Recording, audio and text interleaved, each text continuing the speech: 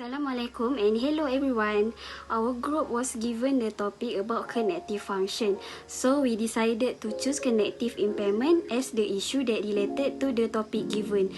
So we just want a few minutes of your time to let us explain what is cognitive function and what is cognitive impairment. Cognitive functions includes of brain functions such as perception, attention, memory, decision making and comprehension of language. For example, when you go to shopping, you need to memorize details on what to buy, how to make a good buying decision and how to communicate with the shop assistant. As we can see, cognitive function is very important for our daily action and social activity. But an elderly person can experience a decrease in multiple cognitive functions that lead to cognitive impairment. Cognitive impairment occur when a person having difficulty recalling, understanding new information, focusing or making choice. This significant risk of disability will contribute to the loss of the ability to understand something significant or value and the capacity to communicate or write that cause difficulty in carrying out simple tasks of daily life. So I have already explained what is the meaning of cognitive function and cognitive impairment. So let's see what are the types of cognitive impairment.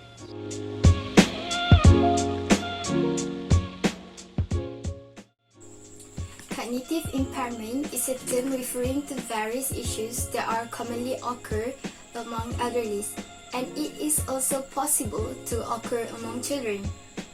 It is basically concerning the declination of cognitive functions, and there are a few types of common cognitive impairment. The first one is mild cognitive impairment, or MCI. It is the middle stage or the border stage that differentiates between the normal cognitive problems and the more critical one. It includes memory problems, difficulty in understanding language, thinking, and making judgment. People with MCI may notice their memory and mental capacity has slightly worsened, and the people they are close to may also be aware of the slight changes shown by them. And the next one is dementia and Alzheimer. Dementia refers to severe loss of mental ability. It includes memory loss, but it is not solely focusing on that. As we all know, losing memories is very common as people get older. However, when it starts to affect daily routines, it may be due to dementia.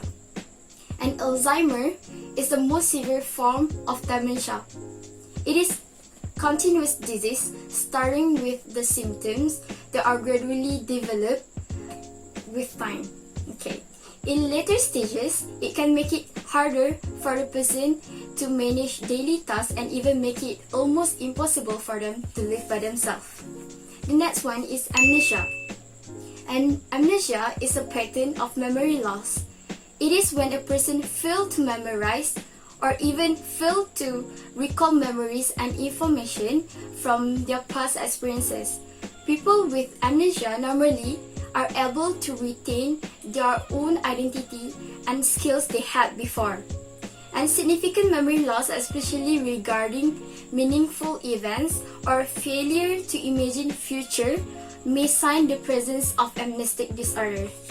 And the last one is motor skills disorder or motor coordination disorder. This problem is common among children. It causes problems in learning skills, especially the skills regarding movement, that involving movement. It can affect children's life by hindering with writing and any others academic related activities, or even prevent the children from joining or participating in sports events. The person with this disorder are most likely to be slower than others their age, and they may have delay in the cognitive development. So, we already know the types of common cognitive impairment. Let's move forward to signs and symptoms that will address the presence of cognitive impairment.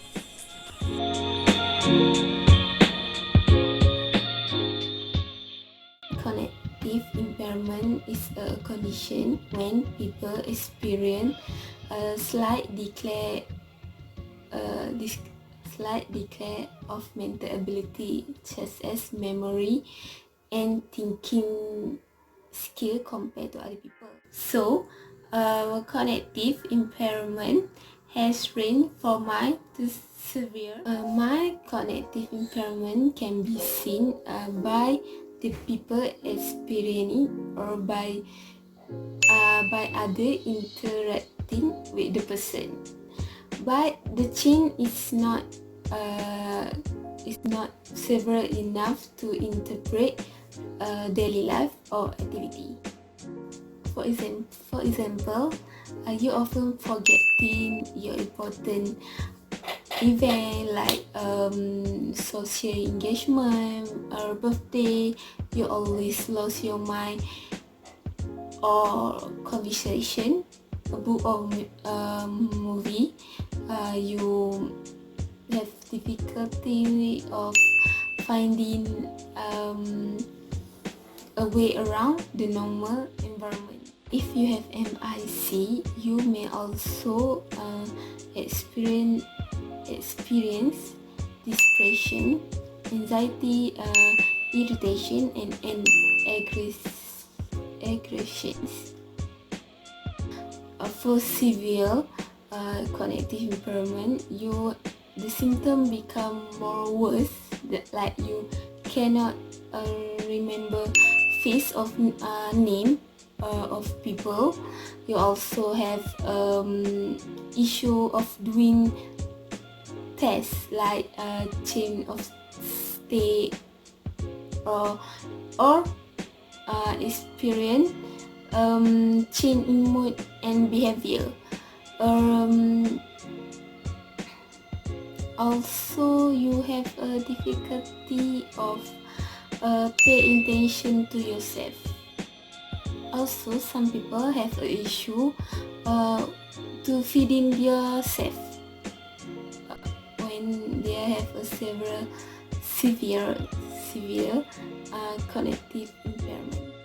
Cognitive impairment can come suddenly or gradually, or it can be temporary or permanently. It may or may not keep getting slowly worse. This all depends on the underlying of some common causes.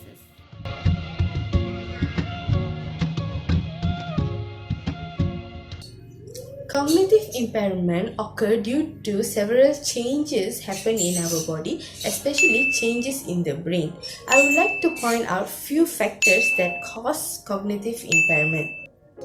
Stroke. Stroke is a disease that affects the arteries leading to and within the brain. Cognitive impairment is one of the most common effects of stroke. After stroke, the damaged part of the brain will begin to die due to insufficient delivery of nutrient and oxygen, which will later lead to cognitive impairment.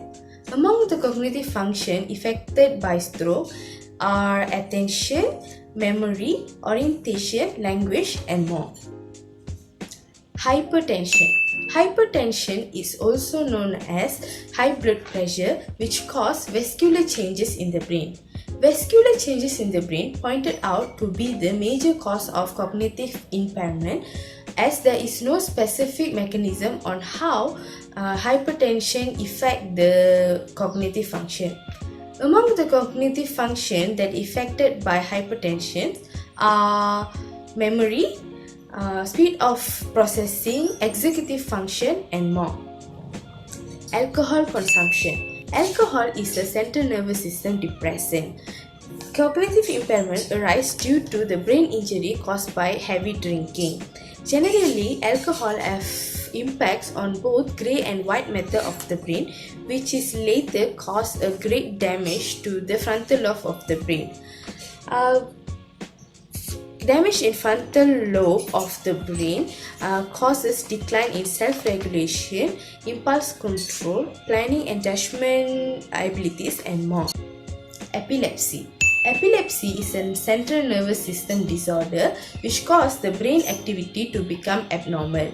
Cognitive impairment arise from epilepsy can have several factors such as brain injury, epileptic dysfunction, its treatment, and more. Cognitive impairment, often caused by epilepsy, includes attention decline, language problem, learning difficulties, and more.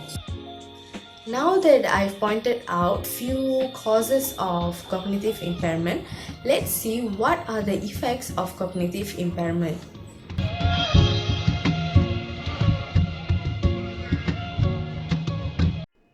Humans who with cognitive impairment will have some consequences. They will be affected with their functional ability decrease, decline in memory function, and poor in decision making. Cognitive impairment can affect human functional ability. Functional ability is the actual or potential capacity of an individual to perform in the tasks or activities that given to us. As dementia is one of the examples of cognitive impairment, it can affect functional ability of humans in doing activities in daily life. For example, using telephone and public transportation, handling medications, and finance management. Driving was affected in different ways. Some people not allowed to drive due to their dementia. It is happened because of the difficulties with their orientation, alertness, attention, and difficulties at the roundabouts. If they still persist to drive, it will lead to accidents due to their disability. Cognitive impairment does not make people faced with memory problems such as remembering people names, but also loss of initiative, difficulty with concentration, language fatigue, visual perception, and sound sensitivity. In conclusion, it makes functional ability decrease. Cognitive impairment also affects decline in memory function. Cognitive impairment not just can decline in memory function, but also in concentration, orientation, and communicating. This decline can affect person's ability in doing activities of daily living such as eating, dressing, and others. In other studies, those who reported with subjective cognitive impairment tend to show the changes in their brains on imaging scans. It shows that level of beta amyloid protein at the higher levels. Those persons that shows the higher level of beta amyloid protein also feel that their memories were worse compared to their previous memories. Subjective cognitive impairment also has been correlated with brain changes such as hippocampal atrophy. Hippocampal atrophy is the sign for Alzheimer's disease. It is also observed in hippocampal sclerosis. Hippocampal sclerosis is a common cause of memory loss. It is happen when selective neuronal loss with gliosis in the absence of cystic cavitation, involving the cornu ominis area 1, which is CA1 sector of the hippocampus, and often extending into the cerebellum. When the brain changes happen, it will lead to decline in memory function due to the cognitive impairment. Poor decision making also one of the effects of cognitive impairment. Decision making is a complex process that involves abilities to regulate and evaluate multiple potential alternatives to make an optimal choice. However, persons who have cognitive impairment are unable to make any decisions. It is because cognitive normal perceptual speed accounted for twice the variance in decision making as other systems of cognitive abilities, while people who had cognitive impairment just accounted 1/4 of the variance. The ability to cognitively process multiple aspects of a decision in a quick way allows us to have more understanding and evaluate different parts of the issues and at last purposeful about an ideal decision.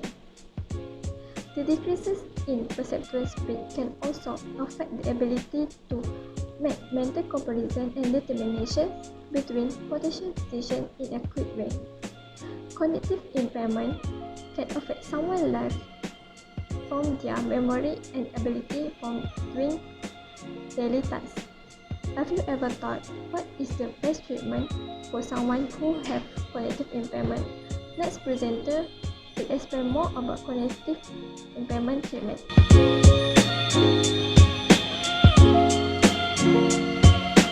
Cognitive impairment occurs when a person has a trouble in remembering, learning new things, concentrating, and making decisions, which can affect their everyday life. Therefore, there are various treatments that can be used to treat cognitive impairment. The first treatment that I'm going to talk about is intellectual stimulation. You may ask, what is intellectual stimulation? So yeah, here we go. Intellectual stimulation can be defined as having a leader who encourages innovation and creativity, as well as critical thinking and problem solving. This treatment will stimulate the ability to identify and solve problems creatively, which can help to prevent cognitive decline or cognitive impairment. Intellectual stimulation activities such as mental challenges, mind teaser may help to preserve function and prevent cognitive impairment. Therefore, it is good for the brain health to keep an active mind as the aging process increases or continues. Intellectual stimulation is one of the treatments that can be used to treat cognitive impairment. Secondly, cognitive impairment also can be treated through clinical assessment. Clinical assessment can be defined as a possible treatment. A person has to be assessed in order to discover how and why the person is behaving abnormally. In this case, a clinical assessment usually includes interviewing the patient with cognitive impairment regarding his or her concerns and inquiring about life difficulties in managing their life. The doctor who conducted this assessment can help further categorize cognitive impairment as amnestic. This test will provide more in-depth assessment of specific memory and thinking skills. Therefore, clinical assessment is one of the treatments that can be used to treat cognitive impairment. Last but not least, the last treatment that can be used for cognitive impairment is brain training. Brain training is also known as cognitive training, which is a program of regular activities that is conducted to maintain or improve cognitive abilities. Brain training reflects a hypothesis that cognitive abilities can improve and maintain by exercising their brain. In this case, you may ask, what are the examples of brain or cognitive training activities? The examples of brain training games or activities are things like Sudoku, crossword puzzles, quizzes, and so on. These activities or games can help to improve or maintain aspects of cognitive like memory, attention, focus, and brain speed. These brain games may help people with cognitive impairment and may reduce the risk of getting dementia. Cognitive impairment creates significant challenges for patients, their family and friends, and clinicians who provide their healthcare. Early recognition allows for diagnosis and appropriate treatment, education, psychosocial support and engagement in shared decision making regarding the planning, healthcare, involvement in the research and financial matters. Your disability is your ability to counter. The world is more beautiful with you in it. So I think that's all from us, and thank you everyone. thank you, Amran. and thank you everyone. Thank you everyone. Thank you everyone. Thank you everyone. Better features. You'll find the beauty goes much deeper once you get to meet her. You see